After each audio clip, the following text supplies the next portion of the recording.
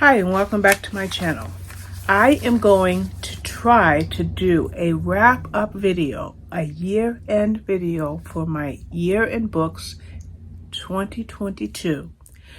Goodreads said that I read 584 books. My spreadsheet said I read 580. I did not do great record keeping in November and December, plus I had 2 DNFs. So we're going to go with Goodreads because when I go through my Goodreads, it is accurate. And I know that especially with December, I only added the books at the end of the month. So I could have left something out. Without any further ado, let's talk about my year. Now, I am going to be doing 2 things. I'm going to be looking at my iPad and I'm going to be looking at my papers that I printed because there's a lot to go through and I want to make this video as concise as possible.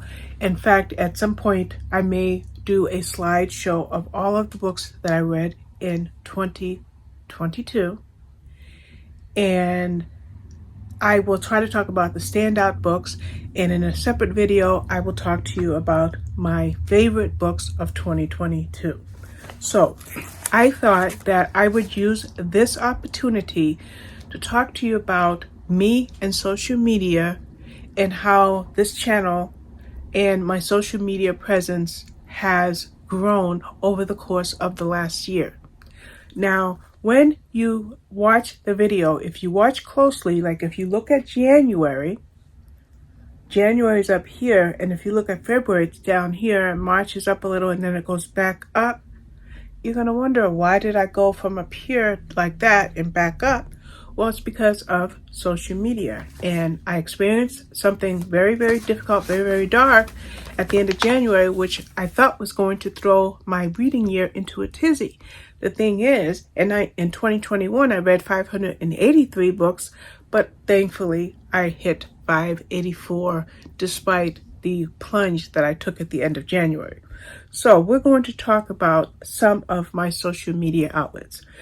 But why don't we start with this channel? On this channel now, I made these notes a few days ago, but I know that the numbers have shifted ever so slightly because when I made these notes, and I'm just going to put them side by side, like I said, you'll have to forgive me for utilizing my paper and my iPad, which generally when I do things on this channel, I don't use notes. I just do it all from up here, but this is different. So when I wrote my notes, I had 1,386 subscribers. But as of today, I have 1,392. So just in 3 days, I've gotten another 6 or 7 subscribers. Now, if I pull myself over to my stats, which, forgive me for 1 second, I can't quite see where my stats are. There we go. Because I split my screen. Okay, forgive me for that. With my iPad, I read it better without my glasses. So, I have gained, okay, it says last 28 days, so last 365 days, I have gained 449 new subscribers, okay? Now, I'm going to give you the notes that I took versus the actual day-to-day, hour-by-hour stats that have accumulated in the last 48 to 72 hours. In the last year, I have almost 43,000 views on this channel. We're just talking about 1 year. We're not talking about the health in the life of the channel. This averages to about 115 to 120 views a day. Every day I get those views. For likes, I've gotten over 3,500 likes, but only 48 dislikes. Yes, the dislike button is still there. Other people can't see it, but I can see it on my end. So 3,500 likes versus 48 dislikes. I have gotten, well, at the time I wrote this down, I had received 867 comments in the last 365 days, but that is now closer to more like maybe another 10 came in. So we'll say almost, we'll say 880 comments, and they are 100% positive. 100% positive comments, and I do appreciate that. Instagram, I haven't checked it today, but when I did make these notes, I had 4,431 followers with over 2,000. Well, I'll give you the numbers.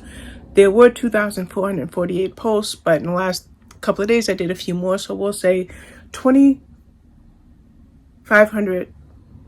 I can add, I don't know, 2450, 2451. So my Instagram is going well.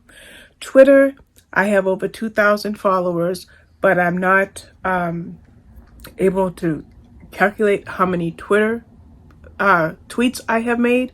But we'll roughly say this: for every single book that I read, Goodreads and NetGalley retweet those stats, and then for every book I read and review gets posted to Twitter. So that's going to be thousands.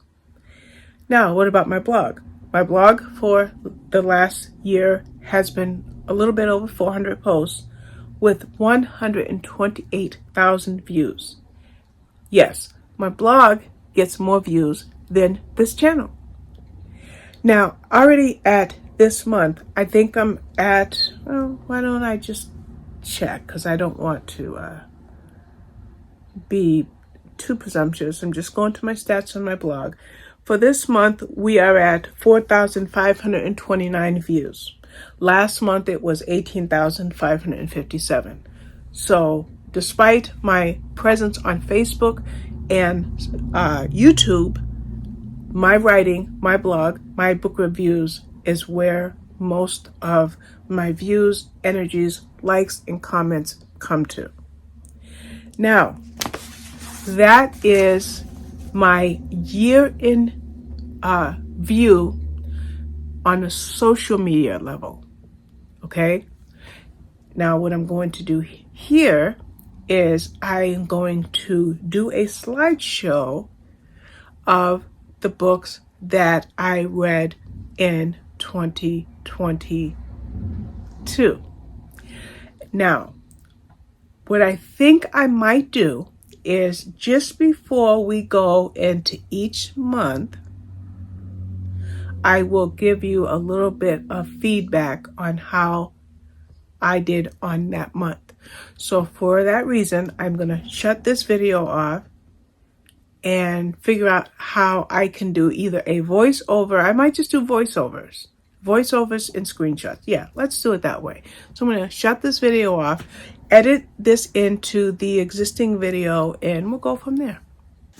So I think I'm going to add this into the introduction, because what I have been doing is talking about my favorite books for each month after my slideshows, and the video is already 1 hour and 20 minutes. So we're just going to make this a two-part video. You are going to see part 1, which will be January through June, and in a day or so I will upload July through December. And then I will make the other videos that I think I should make to highlight some of the favorite books that I read over the course of 2022. So there you have it. Now let me make a quick conclusion snippet. Okay, I'm not quite sure how this is going to work, because I decided to switch over to my iPad to record the rest of this year in review, simply because I started editing this video on LumaFusion, and I want to continue editing on LumaFusion. And instead of using AirDrop to send clips back and forth between devices, we're just going to stick with the iPad. So we're about to go into January. As we go into each month, I will make a short video that will tell you my stats for that month, and then at the end of the slideshow for that month, we will talk about my standout books. So for January, I read 51 books, and that was to the tune of 16,081 pages. And this averaged to 519 pages per day. Now, I ended up in the hospital at the end of January, so I don't think I read the last 3 or 4 days of January. But that's what I read, and now you're going to watch the slideshow. And like I said, after the slideshow, we will talk about the standout books.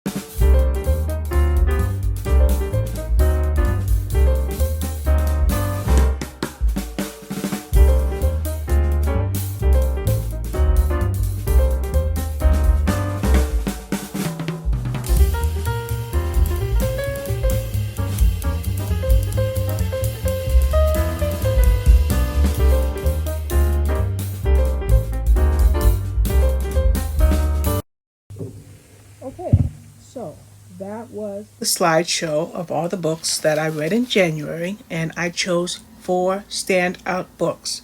Now, like I said in a separate video, if I haven't already said, in a separate video, we will talk about my top books for the year, but my 4 standout books were If You Ask Me by Betty White, which I will show you.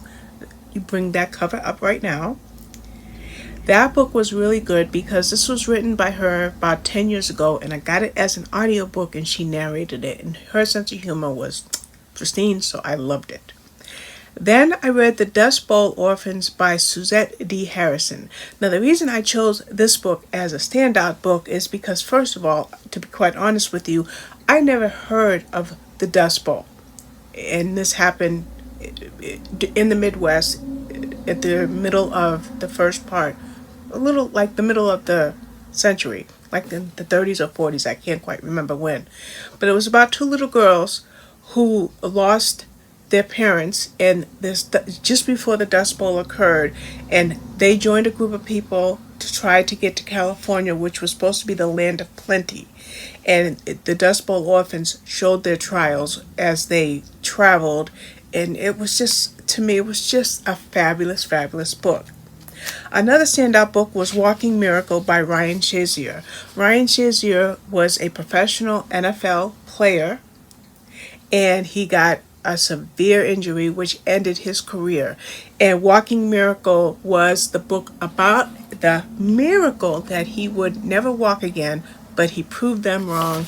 And that book, it just touched me. It was yet another audiobook that I was able to listen to. Then another book I had was A Child I Never Had by Kate Hewitt.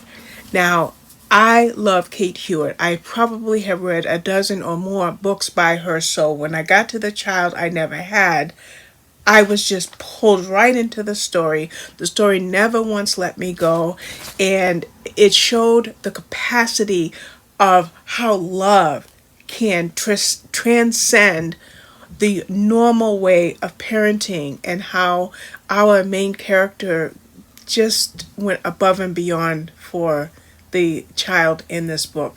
And so that's why this book became a standout book.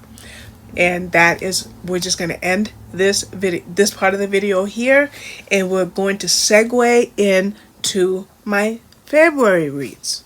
Okay? Now, February, I dropped down to 22 books, almost a third of what I read in January. Why did I read 51 books in January, yet only 22 books in February? Well, I ended up in the hospital in January due to a mental health issue, and I also had COVID. But it was more because of my mental health. Landing in the hospital under those conditions and then getting COVID on top of it rendered it nearly impossible for me to read. But I did manage to get 22 books in, and I had to stop, reevaluate my life, rebuild my life after a huge loss that centered around a group of characters who were part of a clique that I was warned about, but I didn't pay heed to it, and I almost lost everything. And when I say almost lost everything, is I am a mother of 6 and a grandmother of 10, and the depression that I ensued based on what happened could have ended everything. And so February was a low month. So I went down to, as mentioned, 22 books, which was 7,224 pages and only 258 pages per day. But at least I read, despite that. And I'm going to tell you something. When I look at my list for February, only of the 22 books, 19 of those were for blog tours. 3 were connected series titles. If I did not have those blog tours previously scheduled on my spreadsheet and with agreement with Bookouture, Harlequin, and Berkeley, I probably would not have read much at all in February. So I'm really thankful that I had pre-scheduled all of those blog tours because it kept me going every day. So without any further ado, let's go right into the slideshow for February.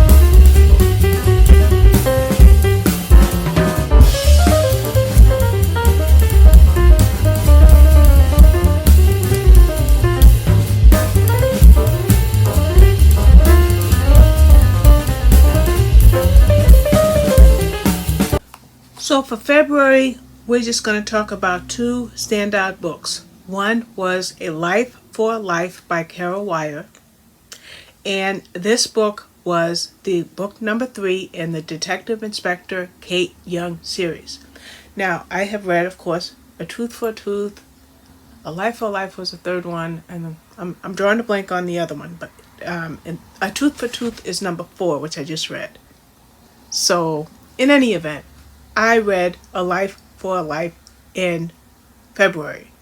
And as mentioned, it's book number 3 in the D.I. Kate Young series. And Detective Kate Young lost her husband Chris, and she is fairly certain that her superintendent, John Dixon, was responsible for Chris's murder. And through the course of the first, second, and third book of the series, which includes the one that I'm talking about right now, A Life for a Life, Kate gets ever closer to the truth of what happened to her husband Chris. So that is that is one of the standout books for February. Another standout book is Her Betrayal by Emma Talon, and I read another book by her during the course of 2022, but this is part of her crime family, the Drew family. And I don't read much crime fiction. I read a lot of mystery thriller, but the reason that I liked Her Betrayal is because her first series was great, with Freddie and Anna, but now we have the Drew family, and I'm totally drawn into this series. So those are my two standout books for February, and then we'll go on to what happened in March. Okay, so as I pull up my notes, and all the notes consist of are the list of the titles I read last year in a few stats. That's all that's on these sheets. So for March, let's just review. January I read 51 books. February I read 22. March I was digging myself out of that hole because I jumped up to 37. So I went from 7,224 pages read in February to reading 12,243 pages in March. I went from reading 258 pages a day in February to 395 pages a day in March. So I am very, very, very glad that I was able to get those March books read, to get back on my horse, so to speak, and to find that love of reading that I knew I wanted to grab a hold of again. So let's go ahead and enjoy the next slideshow.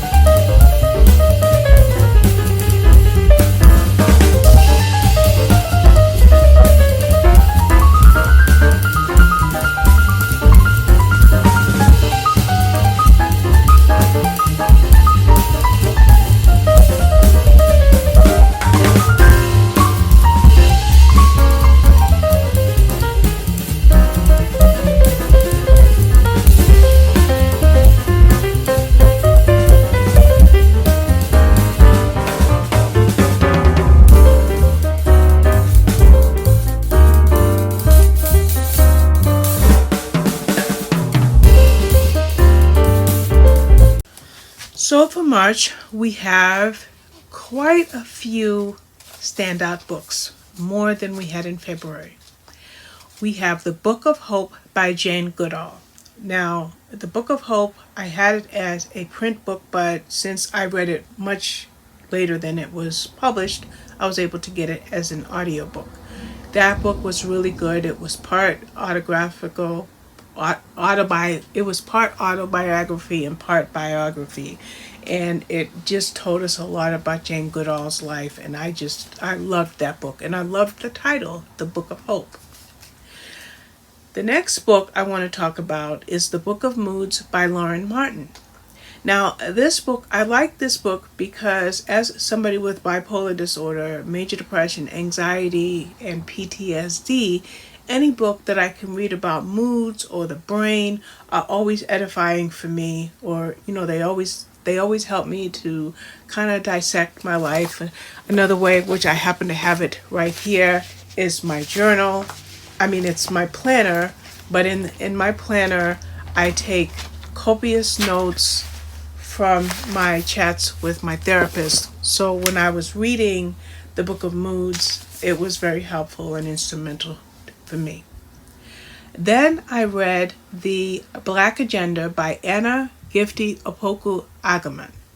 And this book was really good because, with the race problems that this world experiences day in and day out, I just wanted to read a book written by a Black author and get more feedback on the Black experience. And that's what happened when I read The Black Agenda.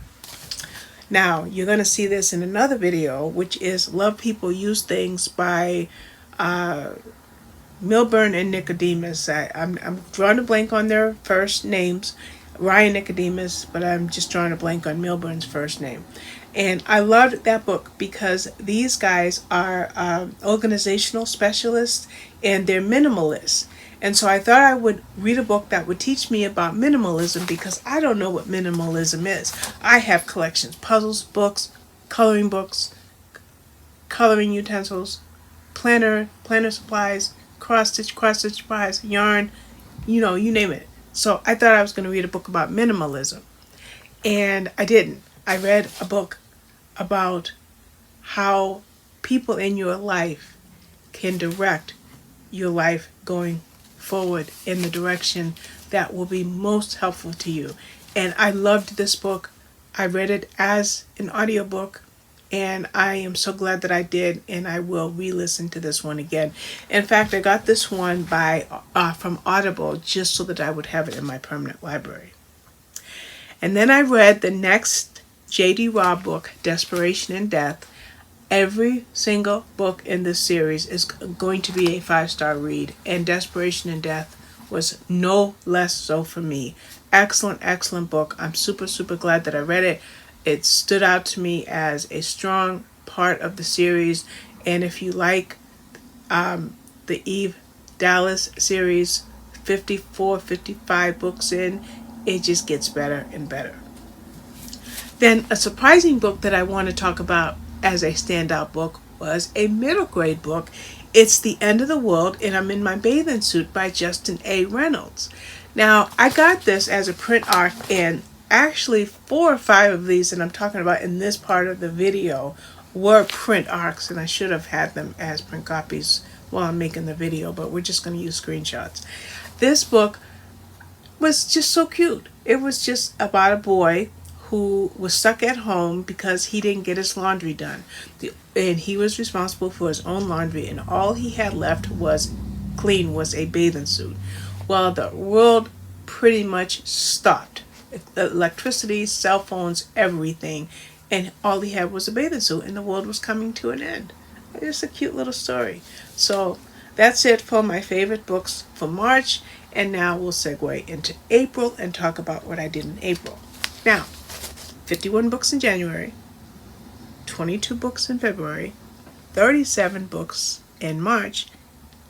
I jumped back on that horse because I read 54 books in April to the tune of 17,796 pages, up to 593 pages a day. So yes, I was reading again, in April. And boy, was I glad to get out of that mental funk that I was in and get back to my books. So let's enjoy the April slideshow, and then we'll talk about what my April standout books were.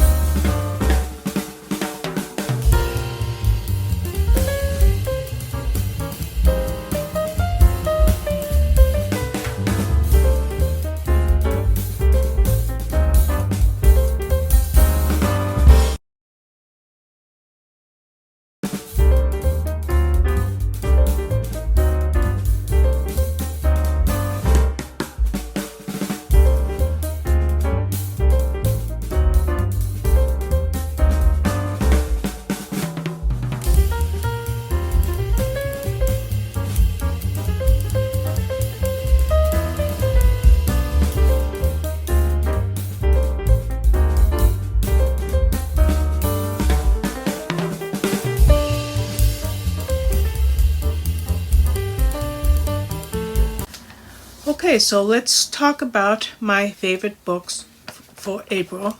One was The Pilot's Girl by Catherine Hoken. Now, I don't have my notes in front of me, but I'm pretty sure this was a trilogy. Forgive me for not remembering specifically, but what I liked about this book is when you read about World War II as much as I do, you read different aspects of the war and how they affected people on different levels.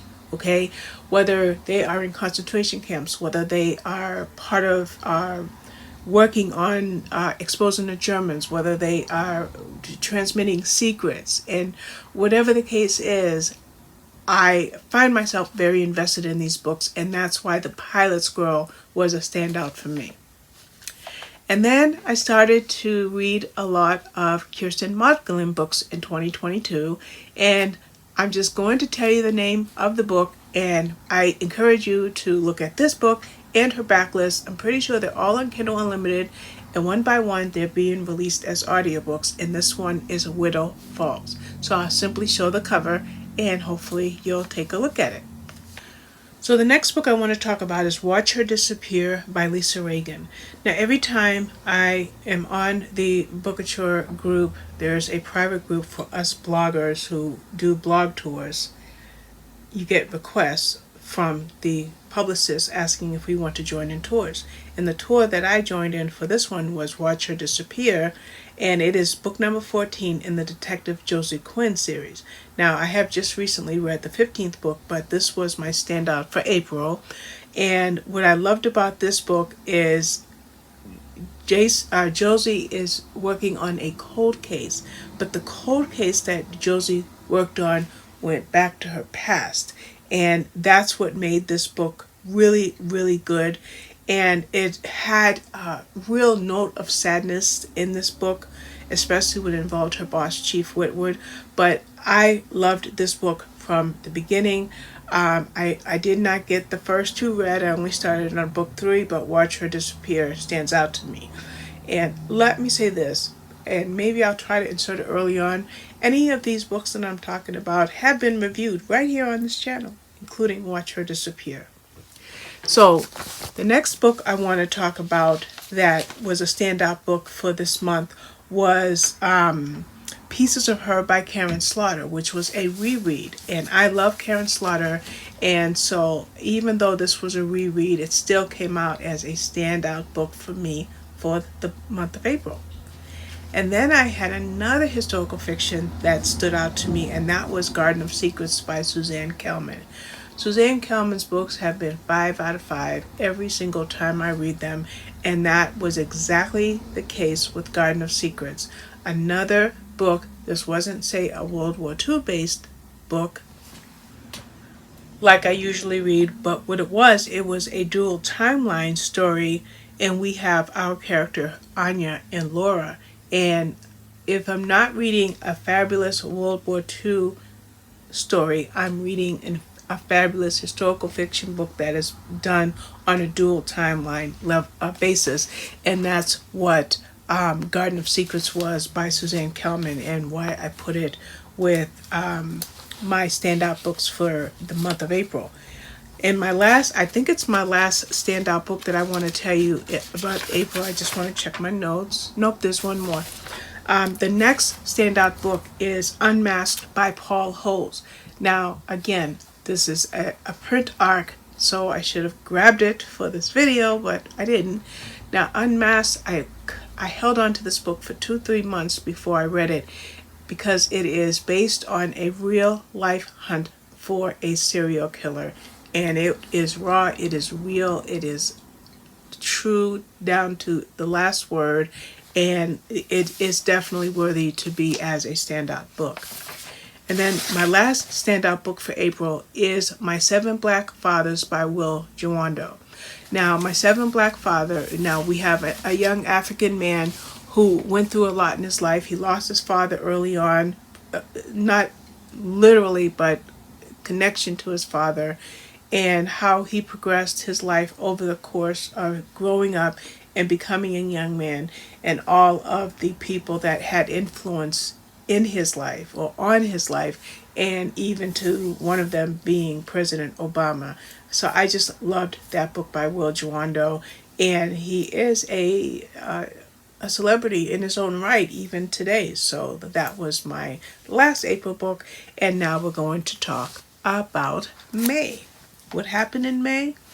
Got that reading mojo back. Jumped up to 62 books in May.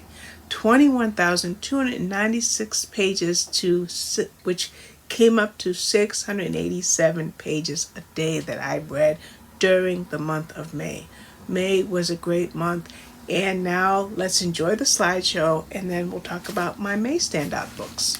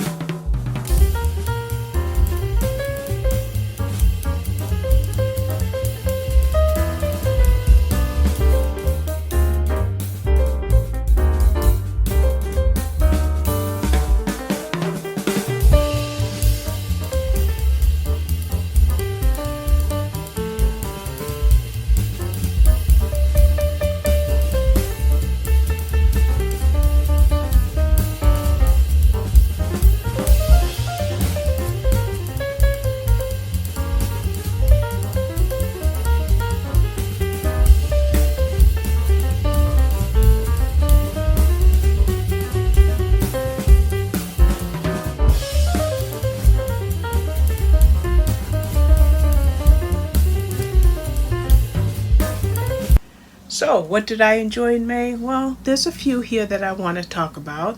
And the first book that stood out to me in May was The Guilty Girl by Patricia Gibney, which was book number 11 in the Detective Inspector Lottie Parker series, another Booker publication. And we find out at the end of book 10 in the series that Lottie and Mark Boyd, who he is a detective sergeant, have split up, and now her team is missing Mark, and they're trying to get to know their newest team member while Mark is working off in Spain. Well, actually, we find out that Lottie has her own personal drama that involves her son Sean, and with Lottie dealing with her son Sean, her newest team member, and missing Mark, this ended up being a really, really good story. I loved it. It was a great addition to the series, and that was my first standout book for May.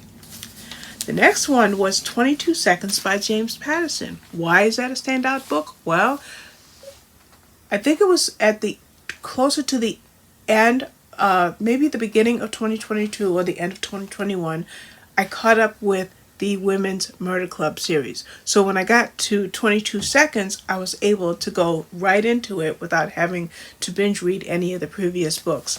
And what I like about long-running series, 22 obviously means that it's the 22nd book in the Women's Murder Club series, and it was just, to me, as good, if not one of the better books in the series. And I loved it. So the next book I wanted to talk about was Ruby Fever, which is a Hidden Legacy novel by Ilona Andrews. It's the 6th book in the Hidden Legacy series as a whole, but it's actually the 3rd book in the 2nd series. The first 3 books were about the older sister, and then this is the next legacy, or the next trilogy. So trilogy 1, 1, 2, 3, trilogy 2, 4 through 6. But so this comes up as 6, or the 3rd book in the trilogy. I loved the book because we have our character, Catalina Baylor, and what she does in order to continue with the legacy her family has. Now, these books are so unusual for me to read because they are... Oh, I forgot the genre. I really don't remember the genre because these are pretty much the only books I read in the genre, but they are fantasy. Like, I just wish I could remember the genre. See, I don't read the genre, so I can't even tell you the genre. But it's a fantasy book, and you have the family who have these gifts, and they use these gifts to try to keep everything in their lives in line. And they are magic users due to the gifts that they've inherited. And the thing is, they live among normal population. And I don't know, I just love these books. And by the way, Ilona Andrews is a husband and wife writing team. So I don't know. I almost dropped my papers. I don't know why that book jumps out to me as a standout book, but it does. And then let's talk about another one. I'm gonna pull this up on my blog. This was by Carmel Harrington, and it's called A Mother's Heart.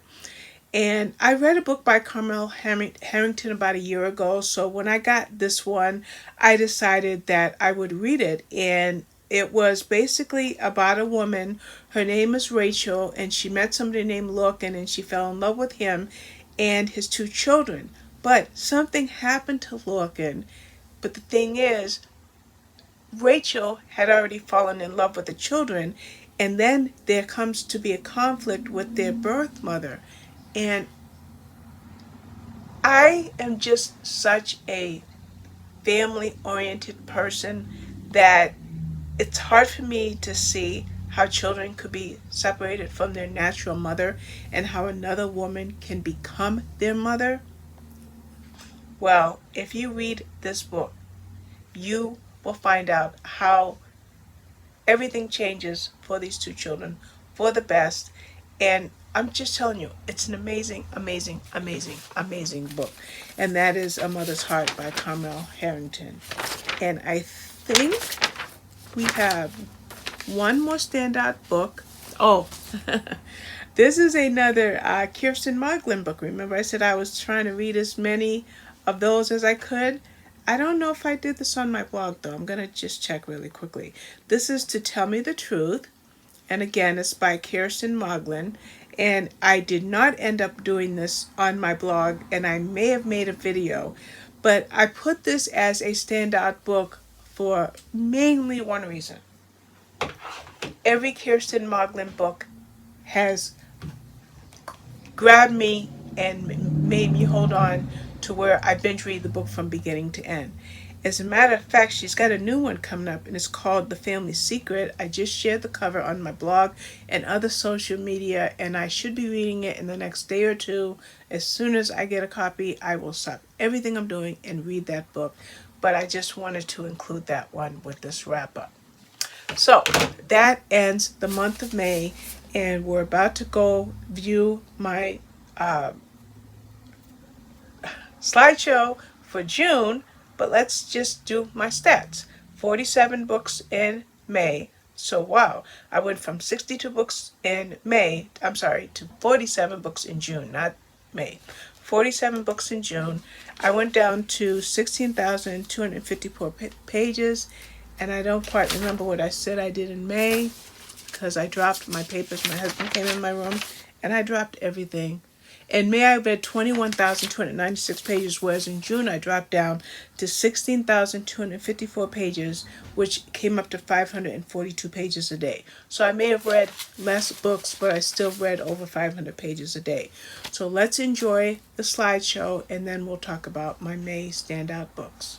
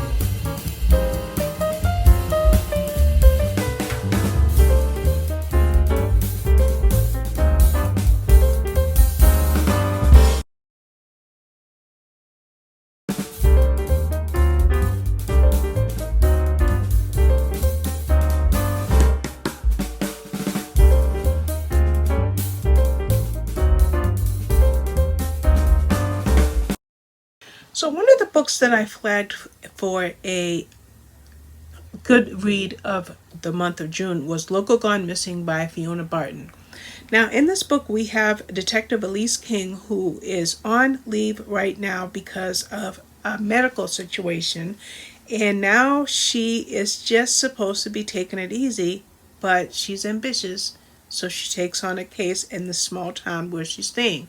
She's staying in a town where it's mostly weekenders, but something happened in that town and she wants to get to the bottom of it. And I just thought that would be a good book to highlight as far as being one of the books that I enjoyed reading for the month of June. Now, we have another thriller, mystery thriller, and this is by Christina Dodd, and it was called Point Last Seen. And a lot of times I will be reading psychological thrillers, and every now and again I get to read mystery thrillers where you read a detective case by, say, whether it is a single book, a standalone, or whether or not it is a series. And I thought that Point Last Scene would be a good one to mention. Our character Elle, she gets pulled from a lake, almost dead, half frozen, and she doesn't have a memory. So now she has to try to recall who she is, and I don't know. I love amnesia stories, especially when snippets of memories start to come back in, and that's kind of why I pulled that book into my list of books that I wanted to mention that stood out to me for that month. Now, I also pulled out By Her Own Design by Piper Hughley. And I'm telling you, Piper Hughley is a fabulous author, and this book was right there. I don't know why it didn't come up. Because our character, let's see if I can bring it up this time. Okay. I'm not bringing it up, but that's okay. Our character was a designer. She was a black designer in a day when blacks were not seen.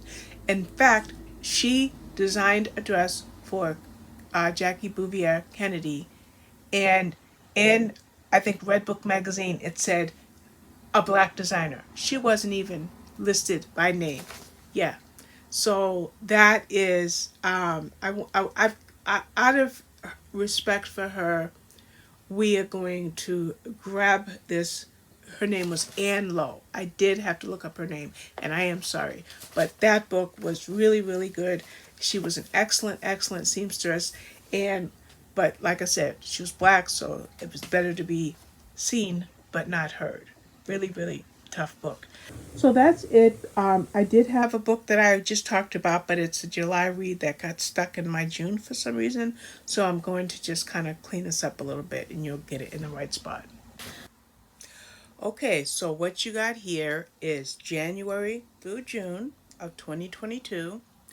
I will go ahead and start uploading this, and then I will finish up July through August. I've already recorded July and August, and then I have to go from September through December. And once I get all of that together and compiled, I will post it on this channel. I'm kind of glad that I split it up in two because it kind of will give me an idea if this was too long and a terrible idea. I will not even tell you how many hours went into preparing this, recording it, and editing it, but I'm so glad that I did it.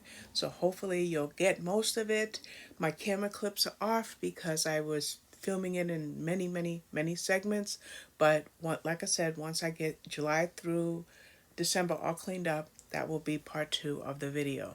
I also said I will try to figure out how to do timestamps. Never have done that before, so I do not promise that. But if I can, I will. And if not, then hopefully you stayed for the entire video and you will come back for part number 2. Thanks again. Bye.